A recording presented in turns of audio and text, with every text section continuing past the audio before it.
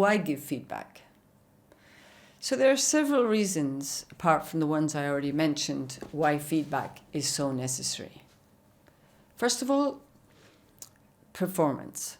We want the people that we're managing, the individuals and the teams, to perform as well as they can.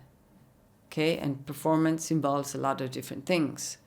So feedback is key to producing optimal performance. That's knowing what to give feedback on and at the right time, so that somebody can realize perhaps they could do something in a better way, or they realize they need to work on something that will improve their work and how they feel, and that will obviously improve their performance. And when you do that to a whole team, to each individual, and also then the team, because there's also feedback that you need to give at a team level. So there's the individual level that you're saying to your different team members who all work in different ways, who all have different strengths, who all have different levels of competency in the different areas. But then there's the team as a whole that you need to give performance-driven feedback to. So maybe a team isn't working properly together. Maybe they're not communicating well together. And you will need to give this feedback to them, or whatever is the issue that is not letting them perform to their maximum potential. Because as a manager, like the coaching example we gave, your objective is to get each member of your team and the team as a unit performing optimally. So it's not just giving feedback to individuals. Yeah, you have to see the big picture of the team as well. Then another reason, which is key and is also linked to giving feedback, is motivation, motivational feedback. So motivational feedback isn't the same as performance-driven feedback, because you're not really targeting an area that needs to be kind of improved, but you're giving feedback to motivate. Yeah. Sometimes performance-driven feedback is motivational, right? Because they see you're taking an interest in them. They see that you're concerned and that you're giving supportive inputs so that they can work better, and that's motivating in itself to feel that your manager is interested in you. But motivational feedback is on another level. Yeah, it's to motivate, and we often don't understand how important motivational feedback is. We think like, okay, we're in the humanitarian work, and humanitarian work for the population by itself is motivational enough. No, of course it isn't.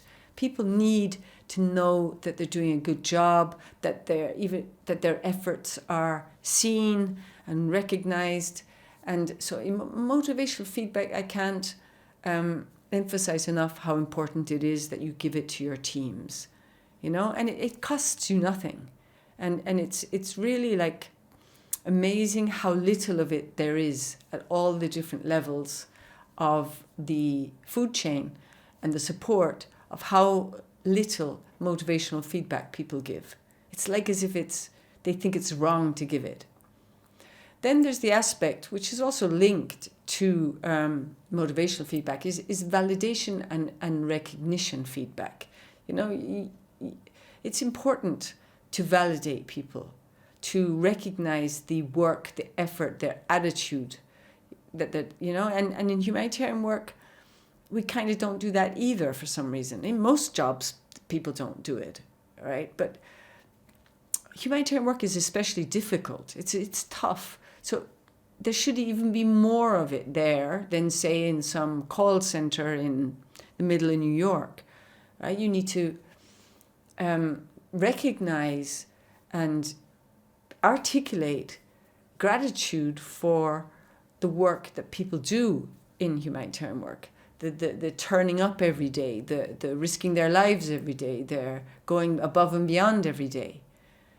You need to recognize this is recognition, this is validation, this will help them, this is motivational in a way. But there's not enough of it. saying thank you to somebody.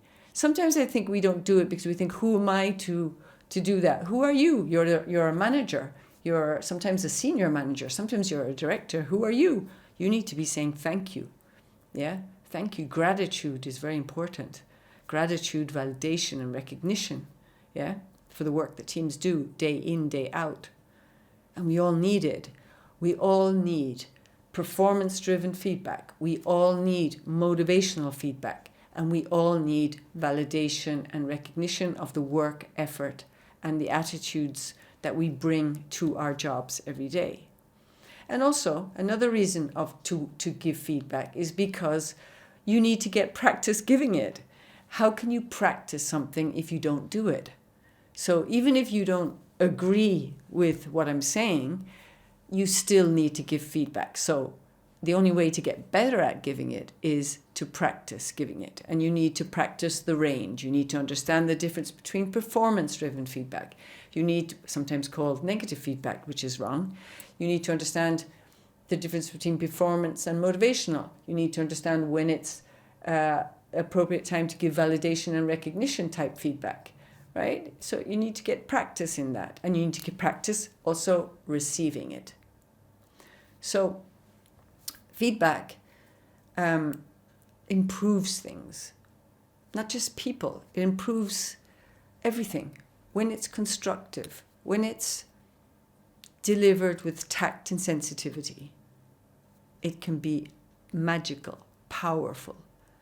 And the best teams that you look at, if you look at a good team that's working well together and high performance, it's because probably you will see behind a lot of good performance validation and motivational feedback being given by their managers or within the team itself. Because let's not forget, even within the team itself, it should be encouraged that people say positive motivational things to each other and not criticism. Criticism really doesn't help anybody, as you will see.